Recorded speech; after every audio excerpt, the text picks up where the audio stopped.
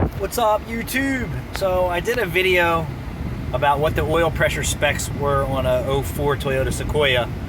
So I purchased this one with 290,000 miles on it, and yesterday was the first day that I had it up and running, and checking everything over and making sure the air works and so on and so forth. But the oil pressure gauge was down in the low section, so that shocked me at first. And then once it was super hot, like yesterday it was hot, I had the air running, the hood open, the oil pressure needle went all the way down into the white section, but no other warning lights came on and the motor was quiet. On cold start, this engine's quiet, it doesn't smoke. So I did some research in my all data and to see what the oil spec was at hot, and yeah, that's where it's supposed to be.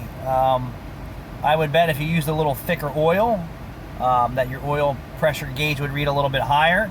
The next oil change, which I have at 293, I'm going to motor flush this with a little kerosene and use a thicker oil. I'm not sure what I'm going to use yet, but I'll definitely do a video and see how much higher.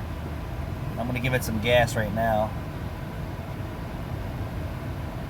So I think they said at 3,000 RPM or something like that. It should be 45 PSI on the low.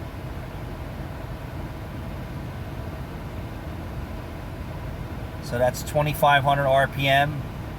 You can see the oil pressure gauge is just above half. So I'm going to say that's probably in spec. And then the idle is 4.5 per Toyota for this motor. Strangest thing ever.